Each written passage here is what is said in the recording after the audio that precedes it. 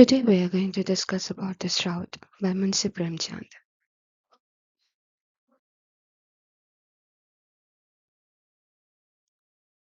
Premchand, an Indian author who is mostly famous for his Urdu and Hindi writing. Premchand is his pen name and his real name is Dhanpat Rai Srivastava.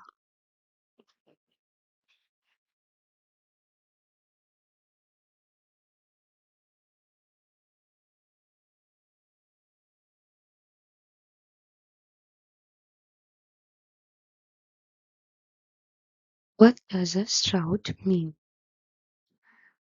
Shroud means burial sheets or burial clothes, which are usually used to wrap the dead body.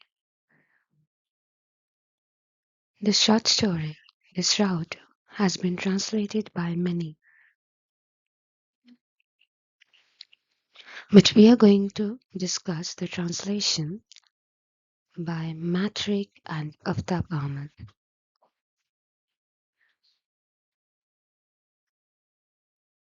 Let's begin the story.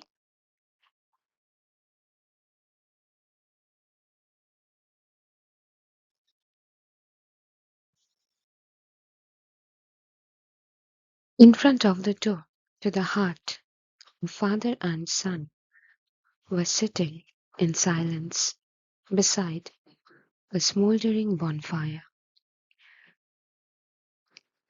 The story begins with a father and a son who were sitting silently in front of a hut, and they were sitting beside a smoldering bonfire.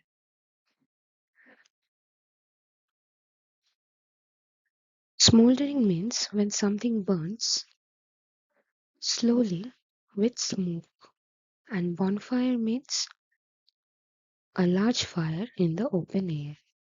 Bonfires are actually associated with celebrations. The word bonfire is believed to come from bonfire. In the time of kills, during midsummer festivals, animal bones were burnt to prevent evil spirits. That was a ritual back that time. In the short story, the season is winter, so they were sitting beside a bonfire. While inside, the son's young wife, Budhia, was reading about in labor pains. Inside of the hut was Budhia, who was in labor pains, the pain felt by a woman during childbirth. She was bearing that pain. She was reading about, which means that she was constantly twisting or moving the body because of her pain.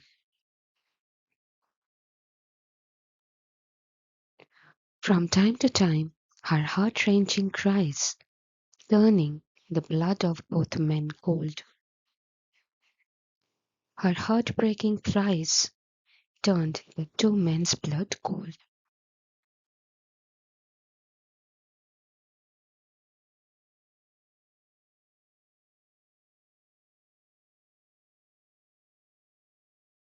It was a winter's night, eerily silent, the entire village covered by a heavy darkness.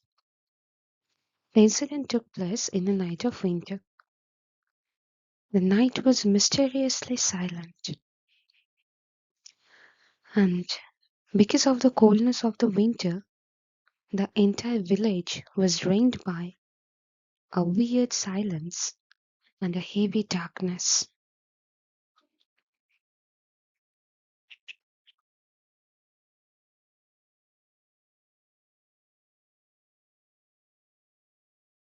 It seems like she won't make it, Gishu said. She's been tossing and turning all day. Why don't you go take a look?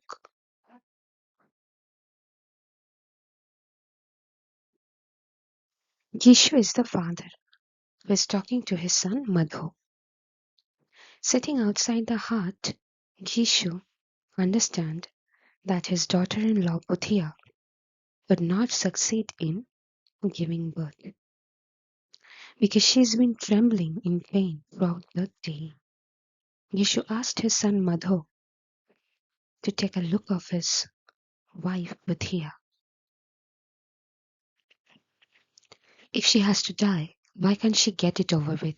Madho said, suddenly irritated. What's the point of going? Madhu responded to Yeshu's question. He said, if Budhiya has to die, she must die as soon as possible. Madhu is annoyed. He thinks that it would not be a good reason to go inside, to pay a visit to his dying wife in her tough time.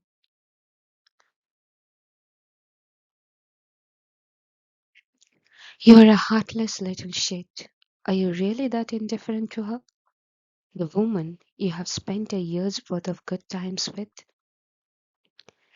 Gishu addressed Madhu as a heartless little shit because of his cruel behavior towards his wife. He also reminded his son about the good times which Madhu spent with Budhiya for almost a year. I can bear to see her thrashing about. Madhu said that it would be unbearable for him to see Budhiya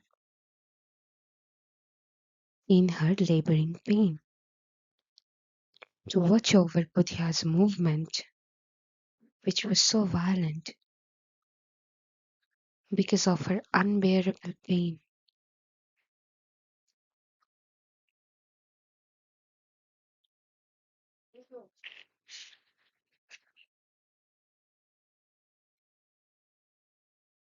They were from a Chama family and had a bad reputation throughout the entire village.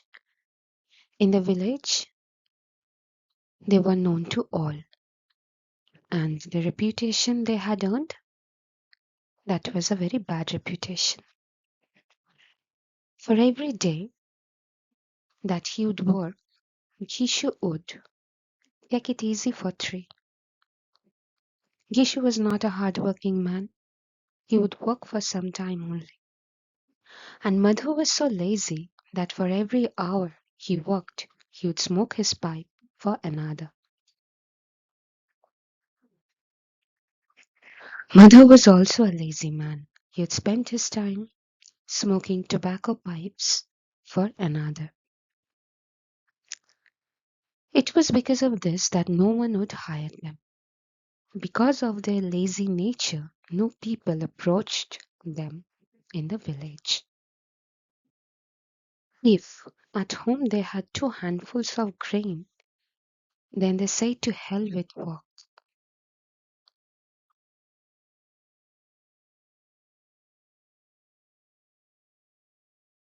The writer has given an example that if they had only 2 handful of grains, then they would stop earning.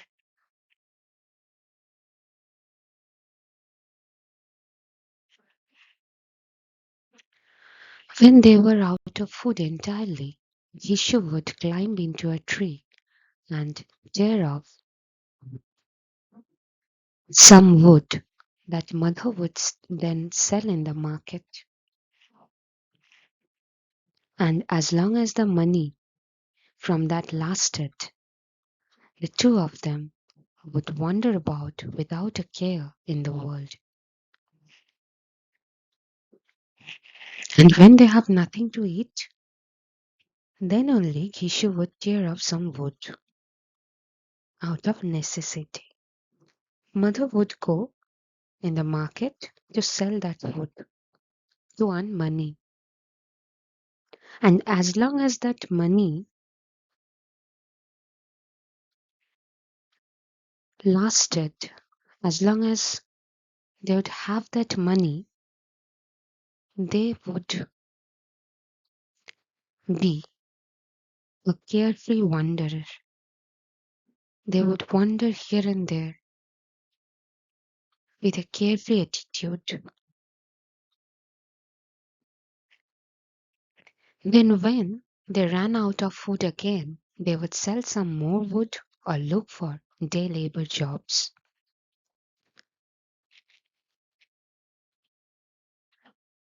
Because of their unbothered, easygoing attitude, they ran out of food again, and this time they would look for some day labor jobs.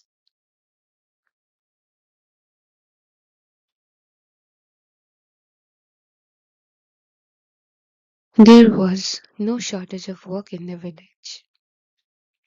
It means there were plenty of works to do to earn money. It was a farming village, and for those willing to work hard, there was an unlimited number of ways to earn some money. It was a farming village, it was an agricultural village. So there are plenty of opportunities to earn money. There were many farm activities like haying, harvesting crops, seeding, and many more. So they could earn easily.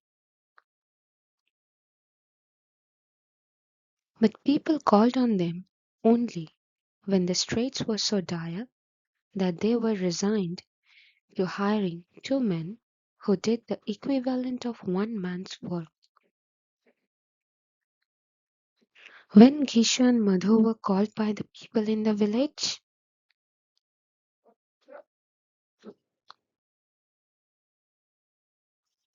Gishu and Madhu were only called by the village people when the village has to clean the straits. Straits is a narrow passage of water which connects two other large areas of water. When the straits in the village were dire, were terrible, then these two men were called because they were so lazy that they would do one man's work together.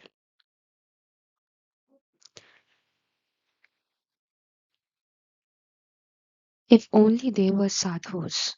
They seemed like they had the natural disposition. They had already mastered renunciation and ascetic indifference.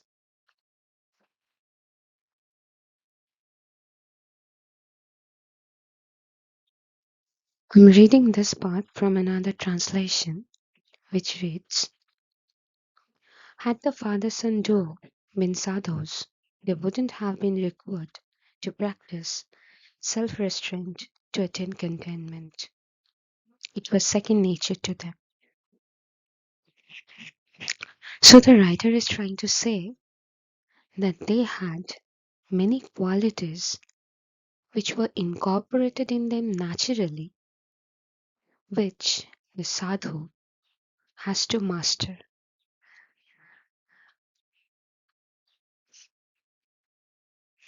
This was an odd life at home, except for two or three earthenware kitchen items. They owned nothing else.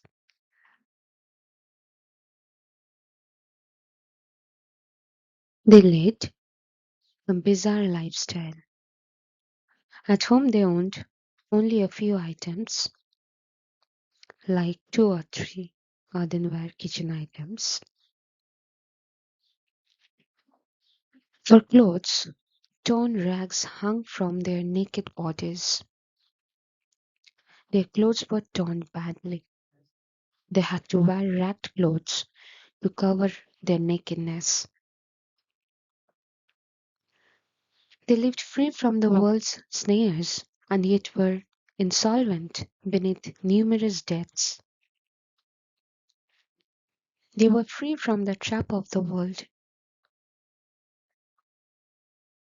but still they were insolvent beneath numerous debts. This means they were not having enough money to get rid of their numerous debts. Everyone insulted them, but they didn't care. They remain unbothered by the insults of others.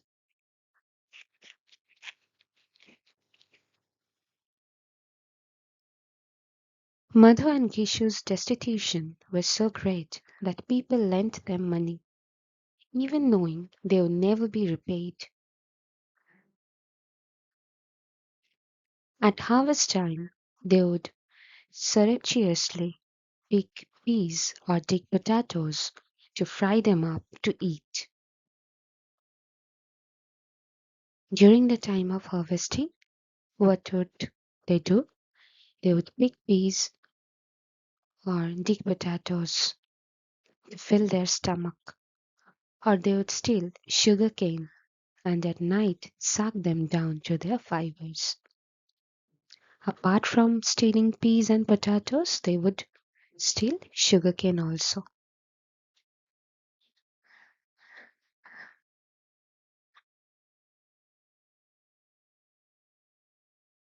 Ishu had passed 60 years devoted to such robbery, and like a good son, Madhu followed in his father's footsteps. Believing himself content, and he outshone his father in his renunciatory ways. So Madhu, like a good son, followed his father's works. His father was devoted to dishonesty. He was devoted to roguery. Both were sitting beside the bonfire, roasting potatoes that they had pilfered from somebody's field. Pilfered means stilled. They stilled from someone's field. Yeshu's wife had died some time before. Yeshu was a widower. He had lost his wife and he remained unmarried. And Madhu had gotten married the previous year. And his son Madhu, who got married the previous year. From the time that Madhu's wife had come, she had tried to civilize them in some way. After getting married to Madhu, Budhya tried her best to civilize the father and son. She tried to humanize them. From her daily work routine, she was able to secure for them 2 shears of flour and fill the stomachs of these two shameless men. Budhya was a hard-working woman who took the responsibility of the household, and on the other hand, the father and son, they became shameless. From the time that she had come, both of them had become even lazier, and they began to strut about, flouting their new status. After getting married, Budhya was trying her best to civilize them, and on the other hand, the father and son became more lazier than before. They became negligent. They failed to take proper care of Budhya. Strut about means work in a proud way, and flout means refusing something. They refused their responsibility. They refused to earn money. They refused to be human. If someone called them to do some work, they impudently demanded double wages. The father and son, if ever got any chance to work, they would double their wages. They would ask for overtime compensation. They would ask for double payment.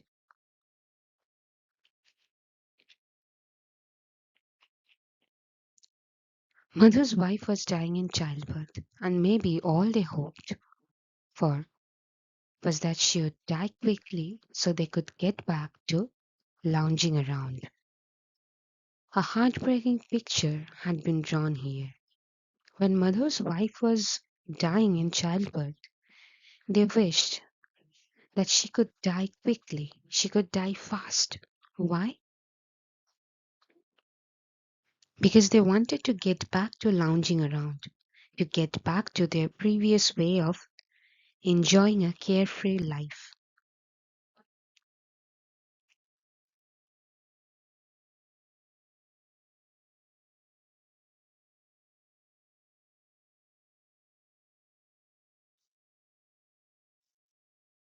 Gishu was peeling potatoes.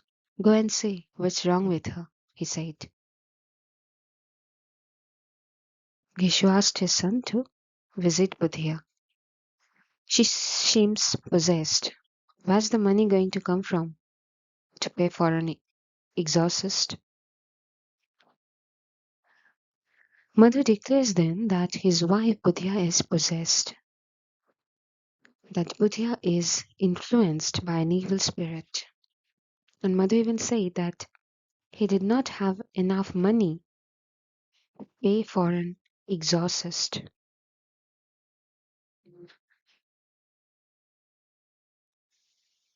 Who is an exorcist?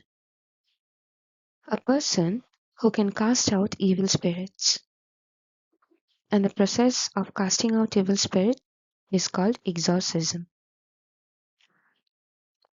Budhya is not possessed by any supernatural spirits or any supernatural beings. But why Madhu said that? Let's look at the next line. Madhu was afraid that if he left Gishu by himself, he would take the lion's share of the potatoes. I'm afraid to go, he said. Madhu says that he is afraid. Why? Because if he go, Gishu might enjoy the lion's share. Lion's share means the larger part, which is more than half. Gishu might enjoy that thing, and Madhu might have missed enjoying the food.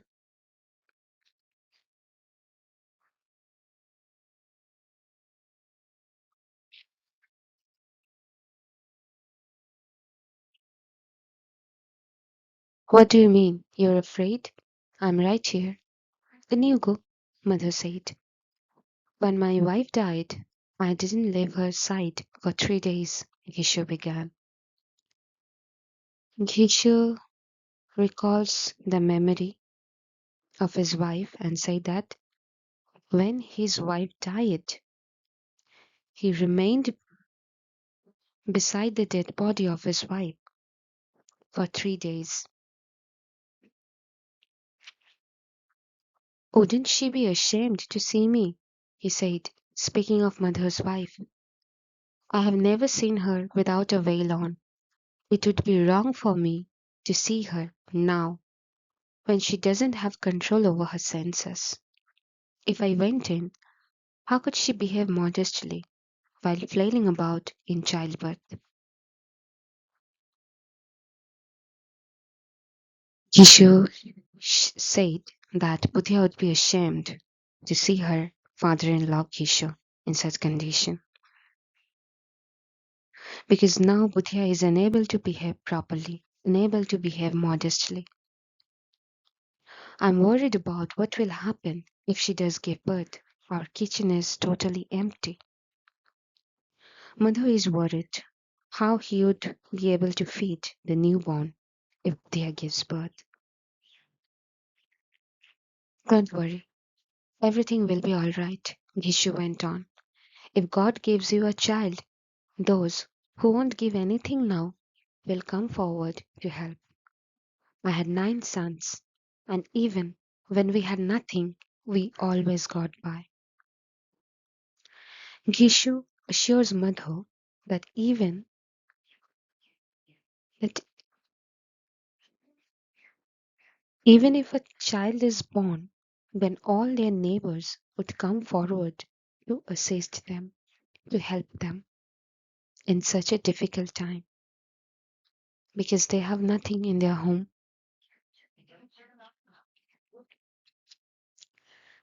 In a society in which Those who work day and night can't point to anything good about their lives, and in which an entire class lives off, exploiting farmers for the increase of its own wealth and leisure, then a mentality like Kisho's is far from astonishing.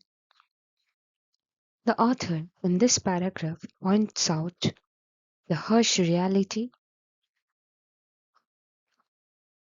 of the society. The workers could not afford anything good in their life, but the rich class, which exists by exploiting, by victimizing the farmer, they are always able to afford a wealthy lifestyle. If this is the pathetic condition of the society, then the mentality of Gishu on no account is surprising.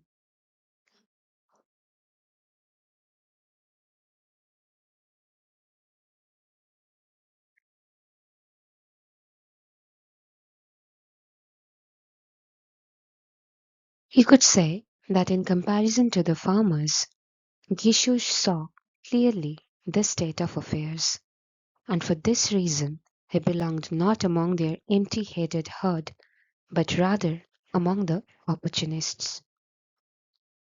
The author says that because of this reason, Gishu has become an opportunist, a person who takes immediate advantage.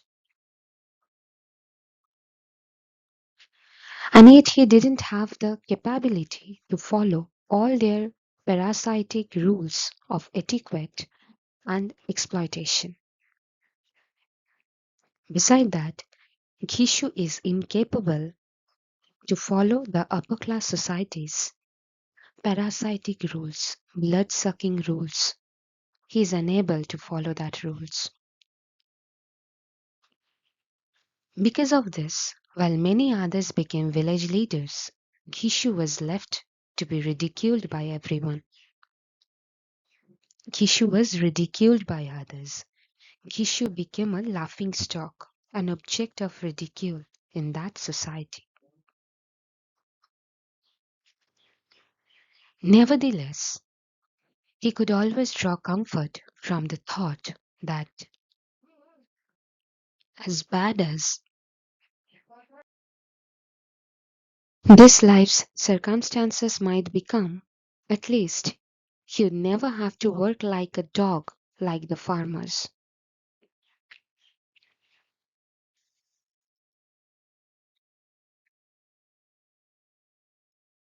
No matter what, Tishu can derive comfort from his thoughts. What was his thought? He soothes his own self that he could never work like a dog, like the farmers. He compares the work of the farmer to the work of the dog. Because of his simple mindedness and supreme passivity, others couldn't find a way to take advantage of him. Why? Because of Gishu's simplicity and numbness, the village dwellers were ineffectual, were unable to take any sort of advantage of him. They would never get any benefit from him. Both began to devour the hot potatoes. Devour means eat quickly. They were eating quickly. They hadn't eaten anything since the day before. They didn't have enough patience to wait for the potatoes to cool, and they both repeatedly burned their tongues. They were starving from the previous day, so they were very hungry, and they couldn't wait any more to cool the potato. As a result of it, they burned their tongues.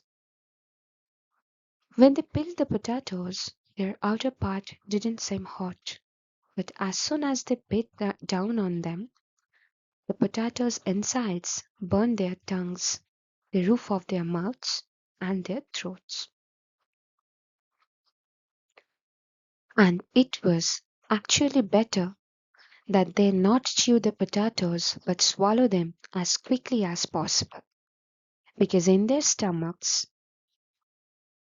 they would quickly become cold. And so they hurriedly swallowed them, although doing so brought tears to their eyes.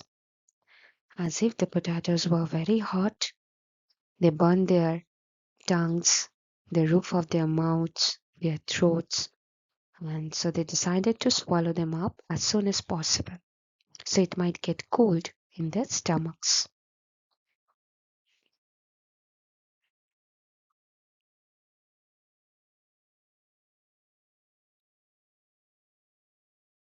While eating the potatoes, Gishu remembered the Thakur's wedding procession that he had been a part of 20 years before.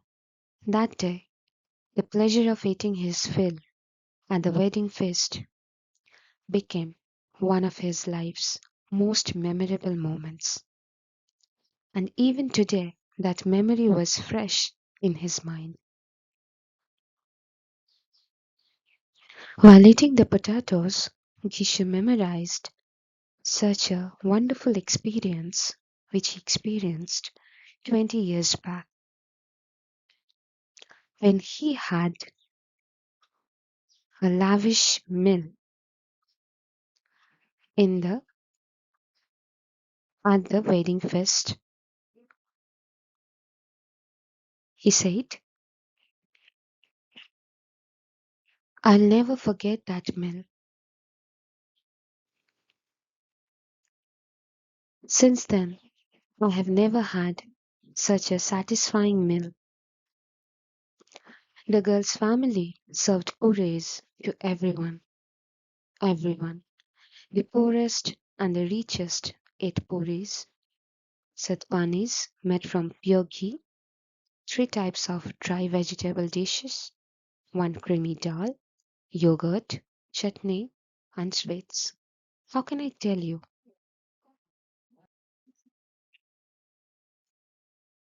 How can I tell you how tasty that meal was? We could eat as much as we wanted. You could order whatever you wanted and eat until you couldn't eat anymore. People ate so much that afterwards no one dared to touch their glasses of water. The servers brought around piping hot, aromatic kachoris, and despite our covering our plates with our hands, they never stopped giving us more. And after everyone had wiped their mouths for the last time, pan was passed around. But how could I take a pan then? I could barely stay standing. I made a beeline to my blanket and lay down. That Thakur's generosity was that much. Kishu mentions that it was a very satisfying meal he had at the Thakur's wedding. The people were served as much as they wanted. He named various kinds of dishes they were served. After having the meal, they could barely stand. He says that he made a beeline to his blanket. Beeline means to go quickly and directly to something. So he went quickly and directly to his blanket after having the fantabulous wedding meal.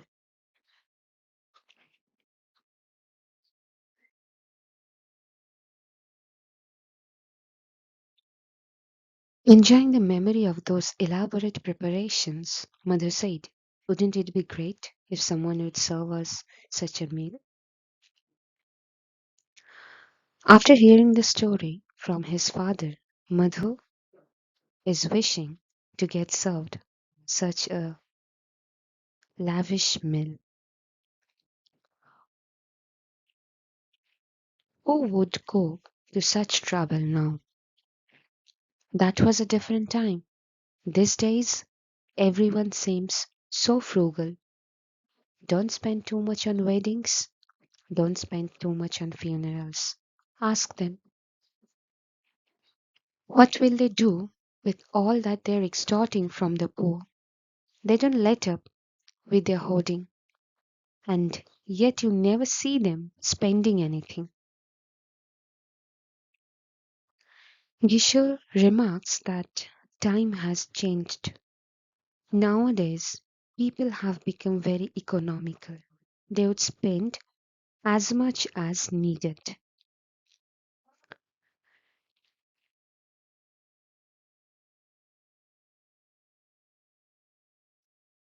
In this speech, Jishu vents his anger on the high class people. He says that these people extort money from the poor. They get money by violence or threats.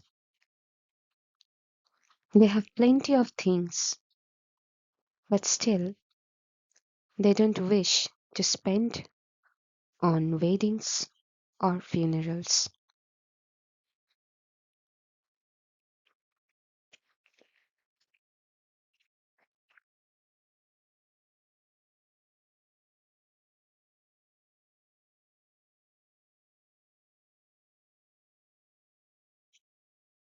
You must have eaten about 20 puris, mother asked his father. More than 20. I would have eaten 50. I must not have eaten less than 50. I was a real bear back then. Even not even half as strong as what I was. Kishu considers himself as a bear. Bears are a very strong animal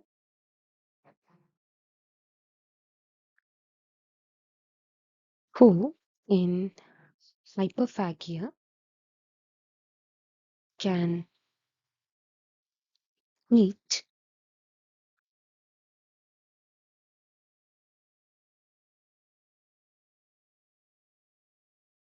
plenty of food. Hyperphagia is a medical term for extreme hunger, which is abnormal and frequently associated with injury to the hypothalamus, which is the small part of the brain which controls bodily functions, mainly of appetite and weight. So Gishu is comparing himself to a bear.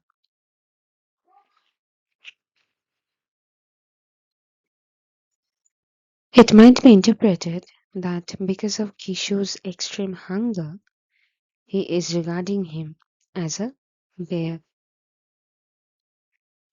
Having eaten the potatoes and drunk some water, both of them covered themselves with their dhotis, curled up with their legs against their stomachs,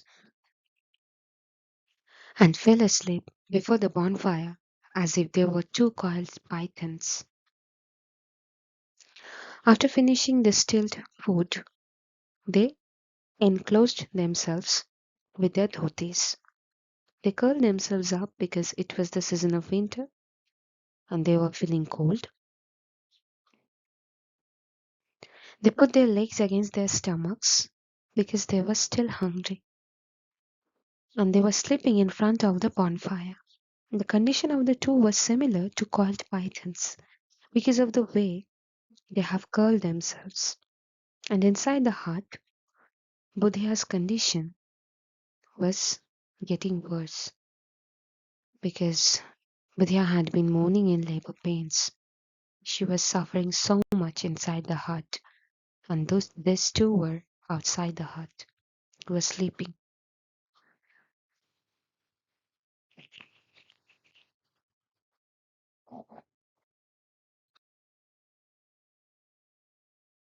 In the morning, Mother went into the hut to check on his wife and found that she had gone cold. Mother discovered that his wife, Bithia, has already died. Flies were buzzing around her mouth. There were flies. Her stony eyes were staring up into a void. Her eyes were open, motionless, staring at an empty place. Her entire body was sticky with dust and grime. Her child had died in her womb. Bithia failed to bring new life into the world.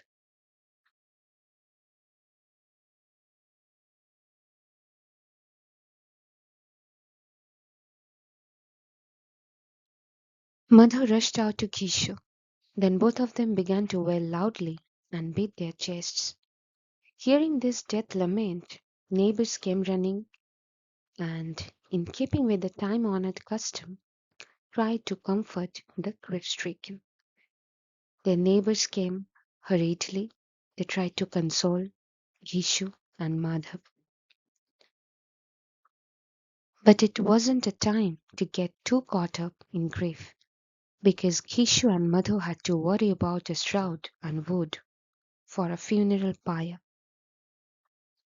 Gishu and Madhu mustn't lament much because they have to arrange a shroud and wood for funeral pyre. In their heart, money was as scarce as meat in an eagle's nest. Eagles are meat eaters, and since birth, eaglets are feeding meat. Okay. So in eagle's nest, one would never find any piece of meat. And the author draws a similarity that in Gishu's house, there no one would find money. They would not earn money until they run out of everything. So money would not remain in their heart. Father and son went crying to the village's zamindar, who hated the sight of this too, and who had already had occasion to beat them many times for their habit of stealing or for promising to work and then not showing. The zamindar had many reasons to beat them. He asked, "What is it, Kishu? Why are you crying? Where have you been hiding yourself? It seems like you are asking to be kicked out of this village." The zamindar became very angry, but still he asked Kishu the purpose of his crime.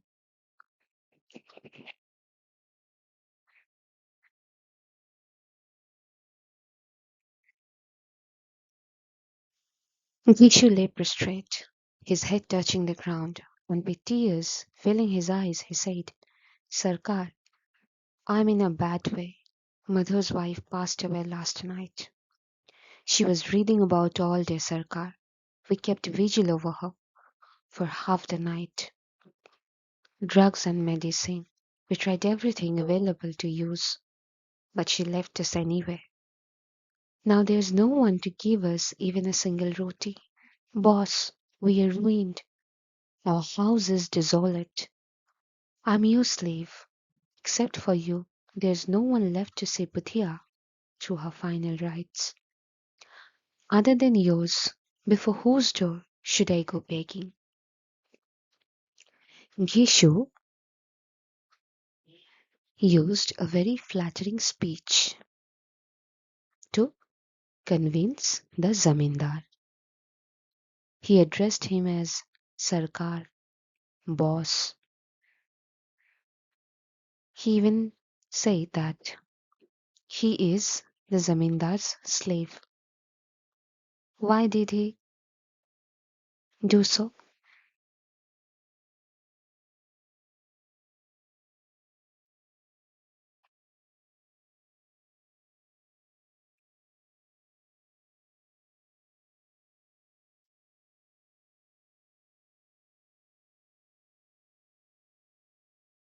because Kishu wanted to get the money to perform the final rites of Buddhya.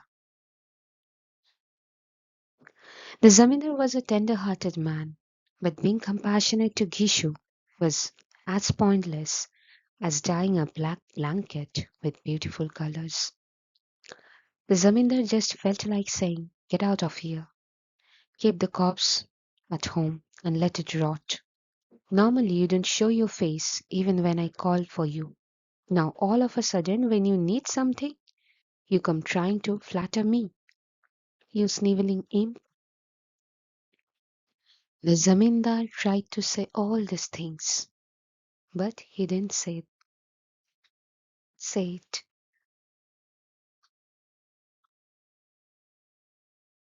In this paragraph is a simile which says that, but being compassionate to Gishu was as pointless as dyeing a black blanket with beautiful colors. If you dye a black blanket with colors, the black blanket would remain black.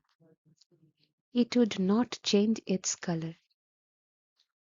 So it was similar being compassionate to Gishu. Gishu would never change his behavior.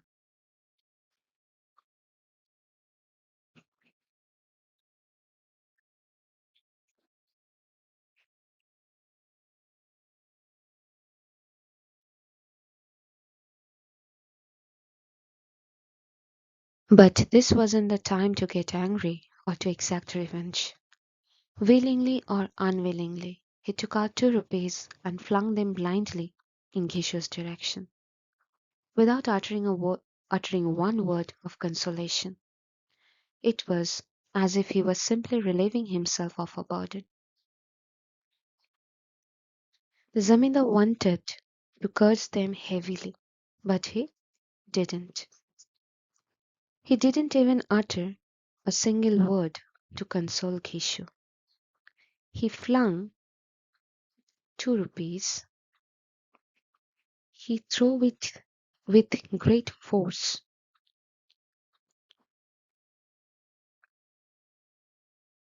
in Gishu's direction. It seemed that he just wanted to get rid of the situation. The Zamindar just wanted to get over with it.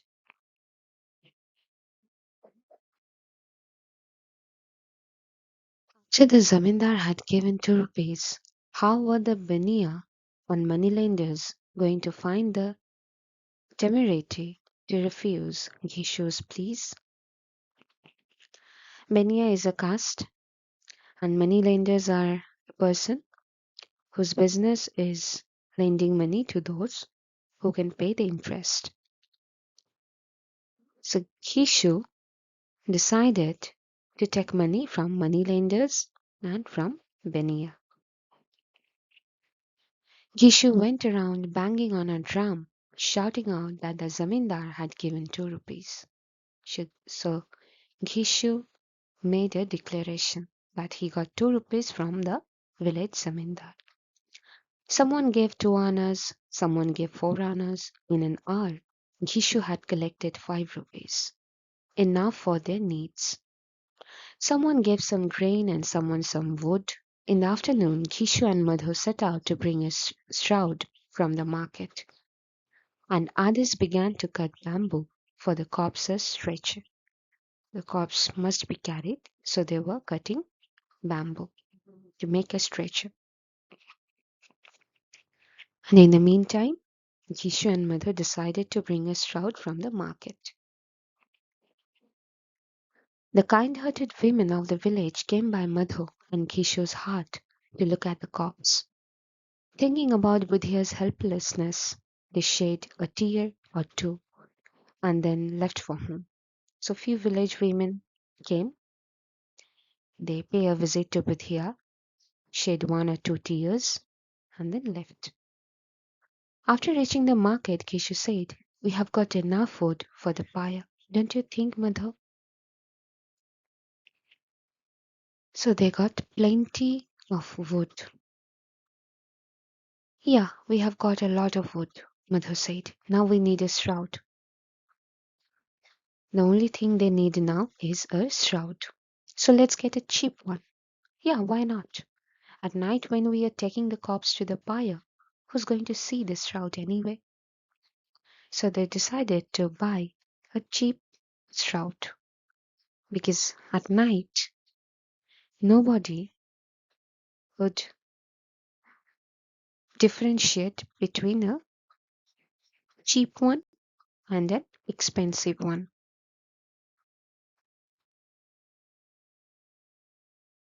What a bad custom it is that someone who didn't even have a rag to cover her body now, when she dies, has to have a new shroud. They accuse us the custom of the society that when Buddha was alive, she didn't have any new clothes to cover her nakedness. She got a ragged one, and when she died, she must get a new shroud to be wrapped up, to be covered up, to perform the final rites. A shroud only burns up with a corpse. That's the truth. If we had 5 rupees earlier, we could have bought medicine for Puthia. So they are now deciding that if they got that 5 rupees earlier, they would definitely have bought medicine for a better treatment of Puthia. Both understood what the other was thinking. They kept wondering about the market until evening. Then, by chance or intentionally, they wound up in front of a wine house. As if, according to a decision already made, they entered and for a little while stood in a state of indecision. Then Kishu ordered a bottle of liquor, some gazak, and both sat down on the veranda and began to drink. In the evening, they entered a wine house where they began to drink. After drinking one glass after another, both of them were reeling.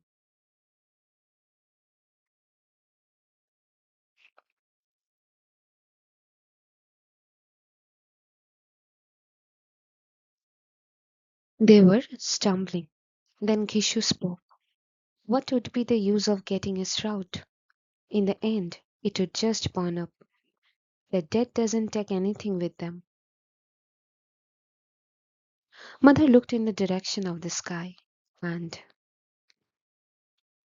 as if he were trying to prove his innocence to the angels, he said, that's how things are. Why do people around here give Brahmins thousands of rupees? Who knows if that gets you anything in heaven? Madhu tried to justify his actions, his innocence to the angels. Madhu is still wondering that why Brahmins are given thousands of rupees.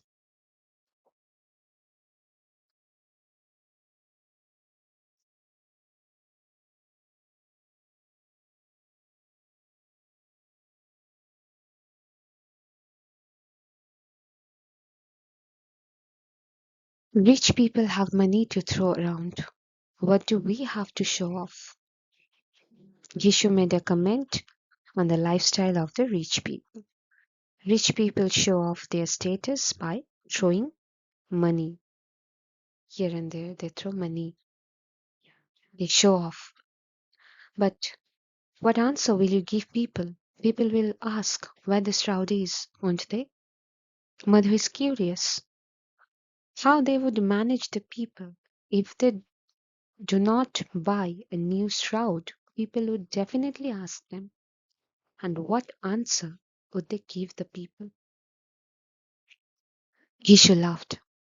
I'll say that the rupees slipped from my vest. that we searched everywhere but couldn't find them. That was their plan. Mother loved to.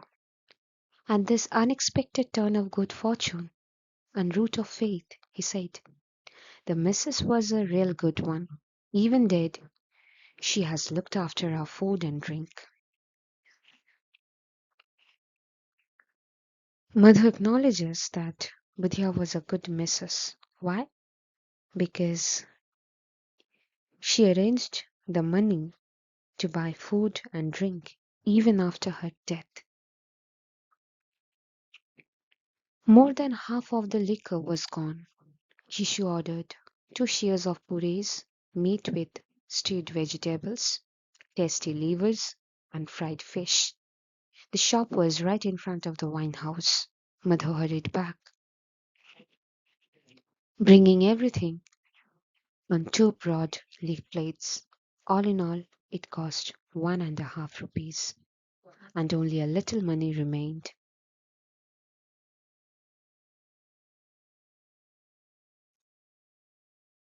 The money they earned by their so called hard work allowed them to have a feel. Both of them sat eating the puris with the grandness of a tiger, feasting on his prey in the jungle. They feared neither having to answer for their actions nor the disrepute these actions would earn them. They had much earlier passed through these stages of vulnerable self consciousness. They were eating with the grandness of a tiger, as tiger is a symbol of bravery, power, and strength.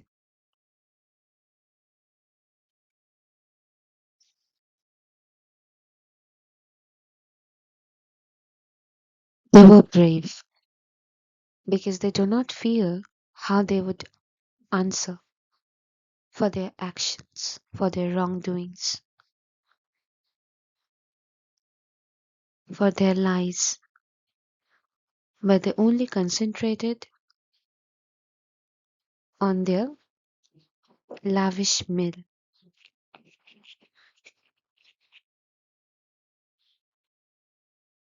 Yeshu said in a philosophic way, if this pleases our souls, won't that earn Buddha her reward?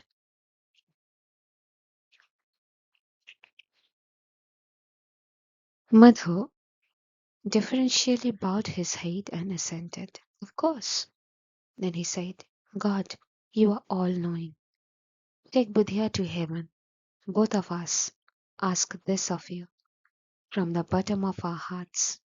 In all my years, I have never had a meal like today's. Madhu was praying to God to take Buddha to heaven because Madhu had enjoyed a wonderful meal.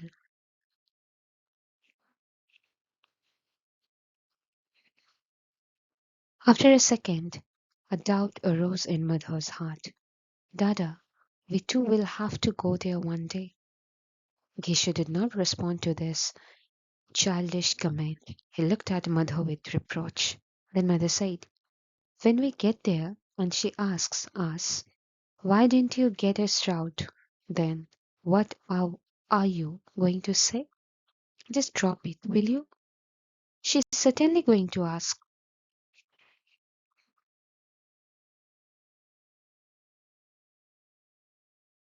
Mother was continuously asking Kishu that how would they get a shroud for Buddhya because they spend their money on eating, on buying foods and drinks. How do you know that she won't get a shroud? You think I'm some sort of idiot? What do you think that I have been just wasting my time for 60 years in this world? She will get a shroud, a much better one than we could ever give her. Kishu assured his son Madhu that Buddhya would definitely get a shroud, even a better one. Madhu didn't believe him. He said, who's going to give it? You have spent all the money. Gishu became short tempered. If I say that she will get a shroud, why don't you believe me? Why won't you tell me who will give it? The very people who have given this time. Though that money won't come into our hands, and if someone we do get a hold of it, we will come sit here just like this and drink, and we will get a shroud for the third time. Kishu reveals his plan to Madhu, the plan which would definitely turn out into a huge success. They would again ask for money from the people who gave them last time. If they get the money, they would again come out for feasting. If not, then the people in the village would definitely buy them a shroud out of pity.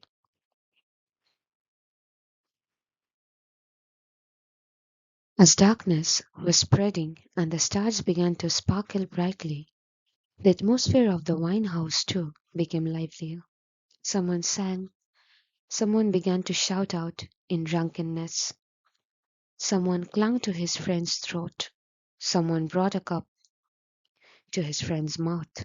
The atmosphere was thick with intoxication. The atmosphere was filled with drunkenness.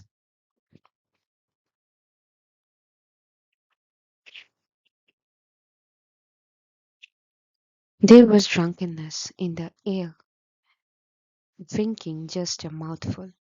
Many had become drunk. The men had come, intending to find pleasure in forgetfulness. More than from the alcohol, their happiness came from the wine houses and viands. Life's calamities brought them there, and for a while they could forget if they were alive or dead or buried alive. The men who were devastated in life gathered in the wine house. They tried to derive pleasure.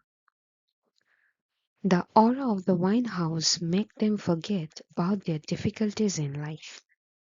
For a short moment of time, they forget everything. They became unable to differentiate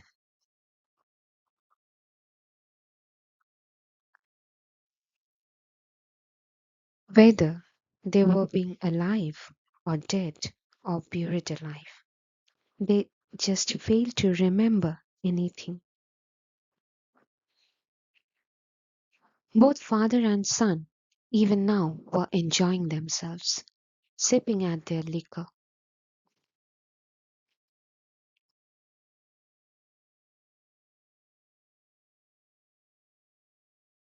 Everyone was staring at them. What good fortune for the two of them! They had an entire bottle between them.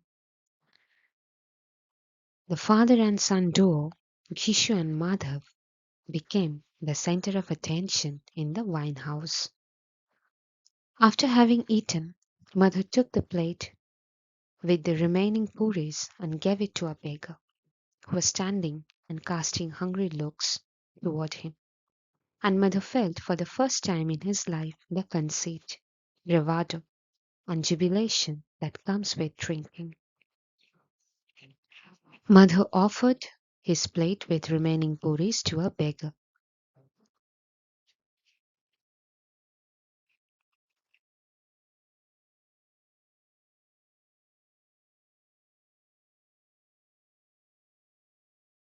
Gishu said, "Here, take this, eat your fill, give your blessings.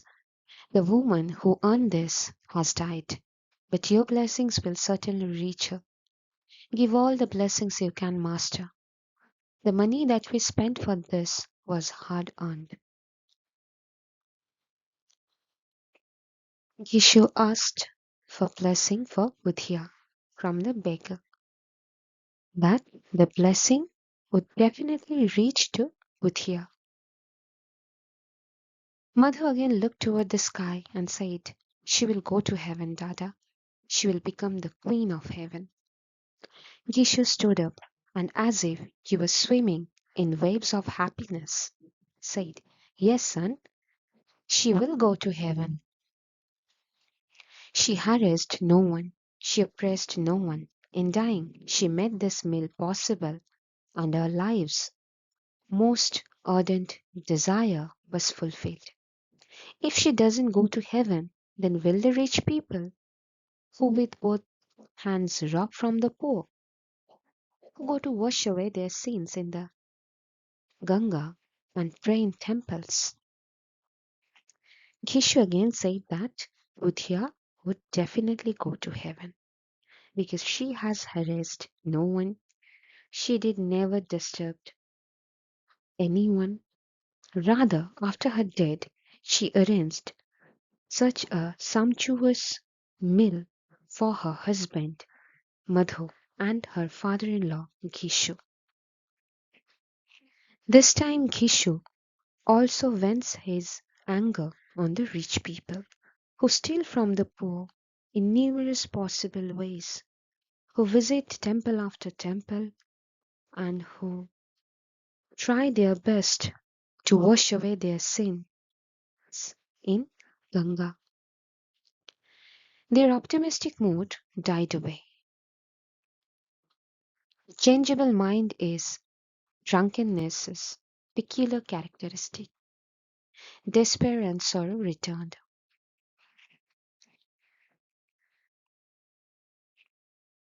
The enjoyment in forgetfulness has gone away. They have again come back to reality. Sorrowness has returned again to torment them, to make them feel the unhappiness in life, to be hopeless in their own way. Mother said, but father, poor Budhya endured a lot of suffering in her life. How much she suffered even in dying. He covered his eyes with his hands and began to cry. This time Madhu recalls the contribution of his wife Budhya in his life. He remembers her suffering. He remembers her painful death. Then he covers his eyes with his hands and began to cry. Jishu consoled him. Why are you crying, son? You should be happy. She has broken free from this world's web of illusion. That she is broken from worldly entanglements so soon. She was very fortunate to have broken from the world's snares so quickly. Jishu consoles his broken son Madhu, was in pain, was in immense despair, crying for his wife. Gishu consoles his son by saying that Budhya was very fortunate that she left the world so early. She is free now. She is free from the worldly bondages, from the worldly hopelessness, despair, from everything.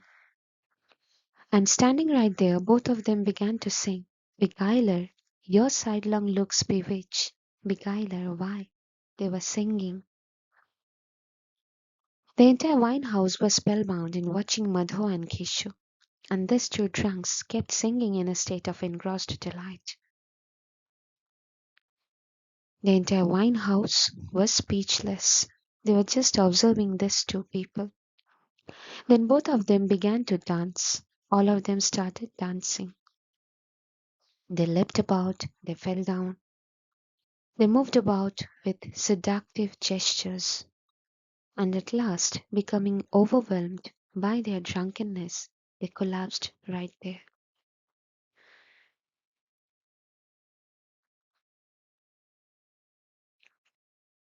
So, this is the story, the Shroud,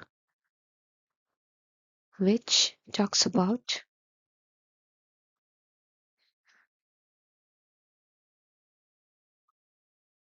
the poor people, the lifestyle they led. And in the case of Gisha and Madhav, they were poor, they were not working there despite they have many chances to work hard. And how they tried to seek pleasure from everything, and how they were leading a lazy lifestyle.